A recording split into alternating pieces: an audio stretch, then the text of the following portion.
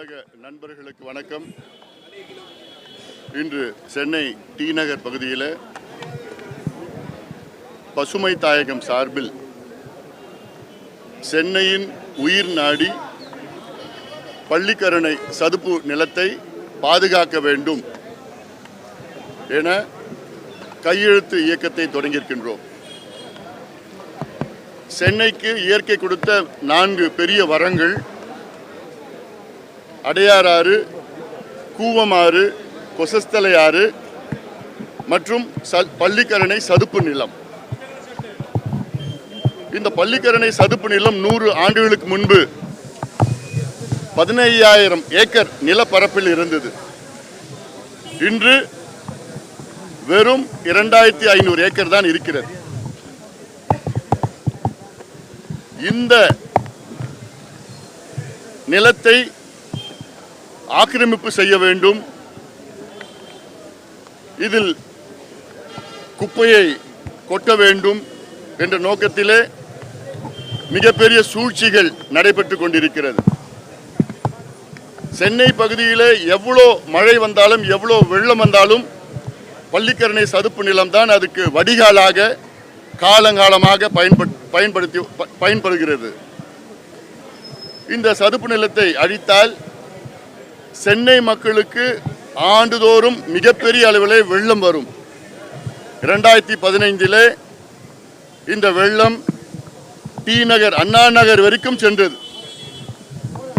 இந்த சதுப்பு நிலத்தை அழித்தால் முழுமையாக சென்னை நகரம் வெள்ளத்தில் மூழ்கிவிடும். இதையெல்லாம் தடுக்க வேண்டும் என்று பசுமை தாயகத்தின் சார்பில் 2003 நாங்கள் பிரச்சாரம் செய்து வருகிறோம்.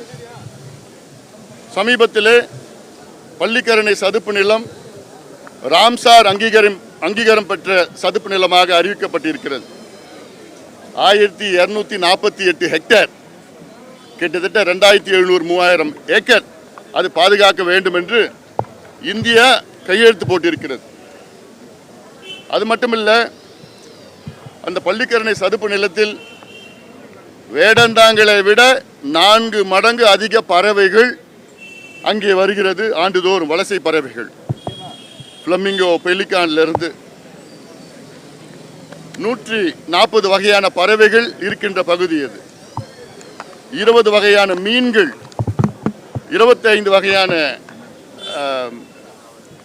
நம்முடைய தாவரங்கள், பிளான்ஸ், ஃப்ளோரா அண்ட் ஃபோனா, இதெல்லாம் நாம் பாதுகாக்க வேண்டும். அந்த சதுப்பு நிலம் வடிகாலம் மட்டுமல்ல, நிலத்தடி நீரை அப்படியே உறிஞ்சி பாதுகாத்து சுற்றி இருக்கிற பகுதிகளுக்கு நிலத்தடி நீரை வழங்கி கொண்டிருக்கின்ற மிகப்பெரிய வரம் அது. இதை சமீபத்தில் சென்னையில் உள்ள கட்டுமான நிறுவனங்கள் ஒரு பொய் பிரச்சாரம் செய்து, இதில் ஏதோ 1 லட்சம் மக்களுக்கு பட்டா கிடைக்காது, மிடில் கிளாஸ் ஃபேமிலி, வீடு கட்ட முடியல, பிரச்சனை இருக்கும், இப்படியெல்லாம் பொய் பிரச்சாரங்கள் செய்து வருகிறார்கள். இதில் எதுவுமே உண்மை கிடையாது. சமீபத்தில் தென் பசுமை தீர்ப்பாயம் ஒரு தீர்ப்பை வழங்குகிறது. அந்த தீர்ப்பின்படி அந்த சதுப்பு நிலத்தில், பள்ளிக்கரணை சதுப்பு நிலத்தில் சுற்றி 1 கிலோமீட்டர் பஃபர் ஜோனை அமைக்க வேண்டும் என்று தீர்ப்பு. இதற்கெல்லாம் என்ன தீர்வு என்றால், இந்த சதுப்பு நிலத்தை வரையறை செய்ய வேண்டும், நோட்டிஃபை பண்ணணும். நோட்டிஃபை பண்ணணும்னா ஜிஐஎஸ் மேப்பிங் பண்ணணும், ஹைட்ராலஜி சம்பந்தமான, ஈக்காலஜி சம்பந்தமாக, பயோடைவர்சிட்டி சம்பந்தமான ஆய்வுகள்லாம் நடத்தி வரத்து காவா எங்கே இருக்குது அதையெல்லாம் தூர்ந்து போகாமல் அதை பாதுகாக்கின்ற வகையில் அதை வரையறை செய்ய வேண்டும், நோட்டிஃபை பண்ணணும். பள்ளிக்கரணை சதுப்பு நிலம் சென்னை சுற்றி 250 சதுர கிலோமீட்டரில் வடிகாலாக பயன்படுது.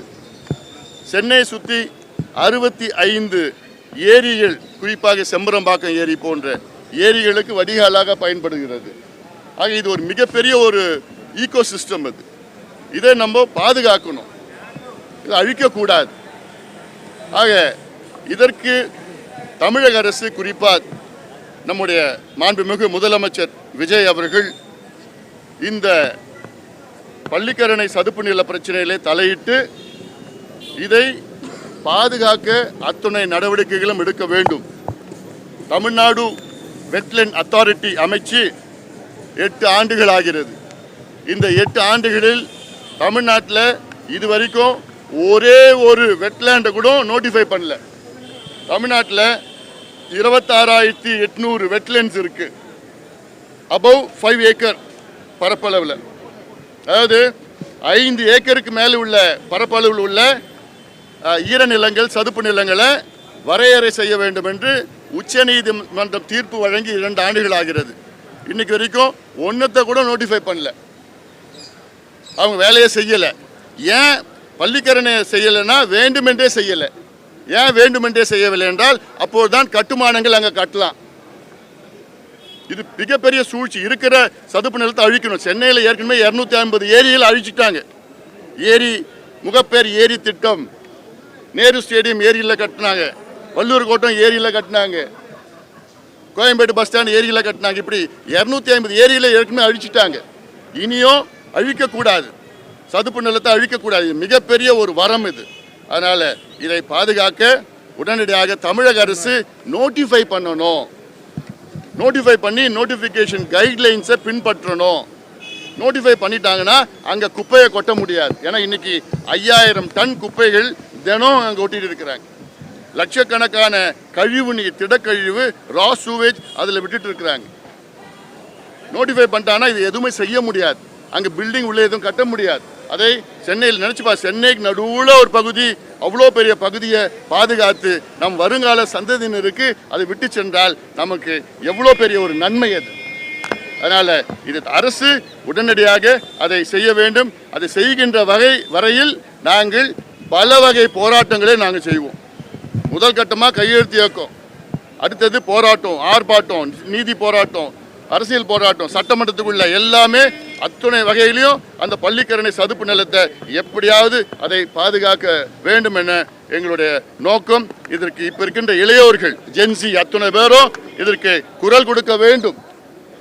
ஒவ்வொரு வகையிலும் நீங்க குரல் கொடுங்க. ஏன்னா அது உங்களுடைய சொத்து, வருங்கால சந்ததியினருடைய சொத்து. அது அங்க இல்லைன்னா சென்னையில மிகப்பெரிய வெள்ளம், உயிர் சேதம், பொருள் சேதம், எல்லாம் சேதம் வரும்.